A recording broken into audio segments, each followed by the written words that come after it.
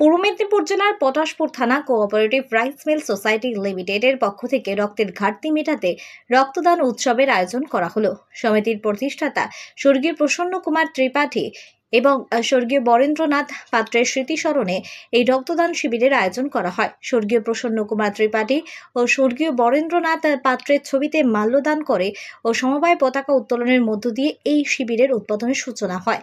উপস্থিত ছিলেন সমবায় প্রদীপ কুমার পাত্র, সমবায় দীনেশ প্রধান, সমবায় হরিসাধন দাস অধিকারী, পূর্ব মেদিনীপুর জেলা পরিষদের সদস্য মৃণাল কান্তি দাস, পটাশপুর 2 নম্বর ব্লকের সমষ্টি উন্নয়ন আধিকারিক শঙ্খ ঘটক, পটাশপুর 2 নম্বর পঞ্চায়েত সমিতি সভাপতি স্বপন মাইত, কাথি 3 নম্বর পঞ্চায়েত সমিতি সভাপতি বিকাশ চন্দ্র বেজ, সমবায় গোলকেশ নন্দ গোস্বামী সহ সমবায় নিবন্ধক সুব্রত গায়েন, পচেট 4 নম্বর গ্রাম পঞ্চায়েত প্রধান সুরজিৎ মাইতি, শাউখন্ড গ্রাম পঞ্চায়েত প্রধান বিজন বন্ধুবাগ, আরকোয়াল গ্রাম পঞ্চায়েত প্রধান মালিক আলী, প্রতাপদিঘি কোঅপারেটিভ রাইস মিলের ম্যানেজার বরুণ নন্দ গোস্বামী ও প্রমুখ। এই শিবিরে 300 জন রক্তদাতা রক্ত দেন। এই শিবিরে মহিলা রক্তদাতারও রক্তদান করেন। রক্ত সংগ্রহ করে তমলুক ব্লাড ব্যাংক রক্তদান শিবিরটি রাইস মিলে অনুষ্ঠিত হয়। সমবায় আন্দোলনের একটা দিক হলো কেবলমাত্র লাভ করবে বাড়ি চলে যাবে, তো কর্পোরেট সংস্থা না। অ্যাকচুয়ালি সমবায় আন্দোলনটা তৈরি হয়েছিল গরিব মানুষের, নিম্ন মধ্যবিত্ত মানুষের, সমাজের সব স্তরের মানুষের দারিদ্র্য মুক্তির একটি আন্দোলন। স্বাভাবিক কারণে এই আন্দোলনের অঙ্গ হিসাবে একেবারে 64 সালে নাগাদ এই রাইস মিল প্রতিষ্ঠান তৈরি হয়ে গেছিল এবং তখন যারা প্রবাদপ্রতিম ব্যক্তিত্ব মানুষরা ছিলেন, প্রসন্নবাবু থেকে শুরু করে বরেনবাবু, এবং তখন এই প্রতিষ্ঠানে এসডিও ছিলেন সভাপতি। পরে নিয়মটা চেঞ্জ হয়, সরকারি আধিকারিকরা থাকতেন। সমবায় আন্দোলনের তার প্রথম শর্ত হলো যে আমরা ন্যূনতম যে লাভ হবে সেই লাভের একটা অংশ সামাজিক কাজে ব্যয় করতে হবে। তো সামাজিক কাজ বর্তমান দিনে যেটা মনে হয়েছে মানুষের ক্ষেত্রে আজকে ক্ষুধার কোনো জায়গা নেই, যে খেতে না পেয়ে কেউ মারা যাবে।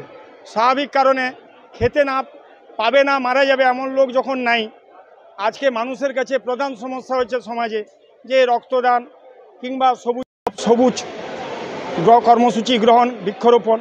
তার মধ্যে রক্তদান কর্মসূচিটি একটি ব্যয়বহুল, শুধু বলবো না, একটি কঠিনতম কর্মসূচি। 300-350 মানুষের রক্ত সংগ্রহ করা এবং সেই মানুষগুলোকে যথাসময়ে বিভিন্ন গ্রাম থেকে, পটাশপুর থানার এবং এই থানার বাইরে থেকেও যারা কষ্ট করে প্রতি বছর আসেন তাদের সঙ্গে যোগাযোগ রক্ষা করা এবং তারা আসেন এই কর্মসূচিতে অংশ নেন।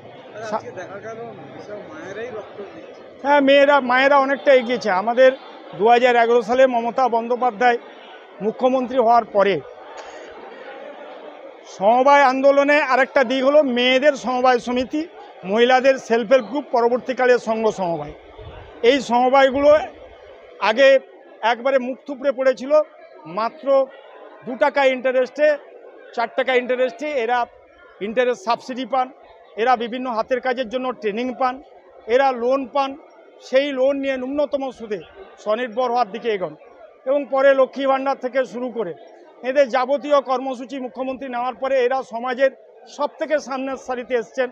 পঞ্চায়েতের ক্ষেত্রেও 50% এরা।